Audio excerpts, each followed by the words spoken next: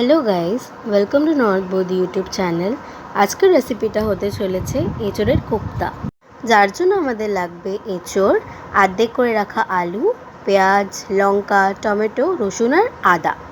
এবার একটা মিক্সিতে টমেটোকে ছাড়া বাকি সবগুলোকে ধনে গুঁড়ো, গোটা জিরে আর গোটা গরম মশলা দিয়ে বেটে নিতে হবে।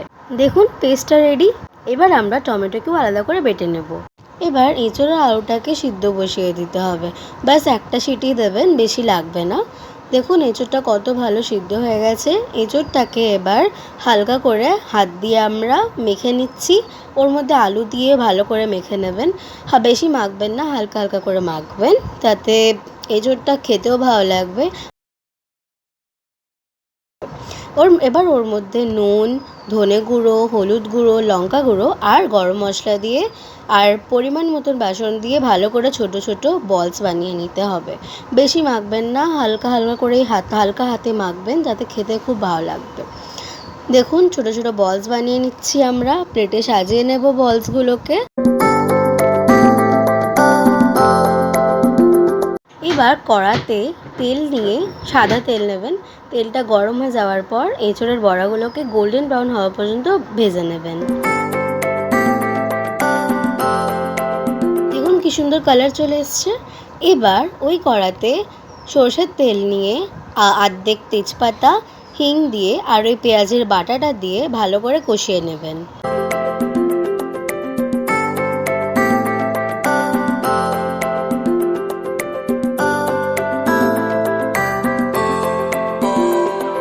এবার ধনে গুঁড়ো, লঙ্কার গুঁড়ো, হলুদ গুঁড়ো আর কাশ্মীরি লাল লঙ্কার গুঁড়ো দিয়ে আর পরিমাণ মতন চিনি দিয়ে ভালো করে মিক্স করে নেবেন। আপনারা চাইলে কাশ্মীরি লাল লঙ্কার গুঁড়ো স্কিপও করতে পারেন, এতে টেস্ট ভালো আসে, প্লাস কালারটাও খুব সুন্দর আসে। এবার ওর মধ্যে যে টমেটোর বাটা করে রেখেছিলাম ওটা দিয়ে দেবো। টমেটো বাটা করে হালকা একটু নুন দেবেন আর জল দিয়ে ভালো করে ফুটিয়ে নেবেন। জল দিলে নুন দিতে ভুলবেন না, কেন কি জল দিলে মশলাটার নুন একটু কমে যায়। তো জল দিয়ে একটু নুন দেবেন অ্যান্ড জলটা ভালো করে ফুটে যাওয়ার পর বড়াগুলো ওর মধ্যে দিয়ে দেবেন। দেখুন বড়াগুলো দিয়ে ভালো করে জলটা ফুটছে, একটু ফুটতে দেবেন। দেখছেন কি সুন্দর ফুটছে। এবার লাস্টে ফুটে যাওয়ার পর ঘি আর গরম মশলা, আপনারা গরম মশলা চাইলে দিতেও পারেন, নাও দিতে পারেন।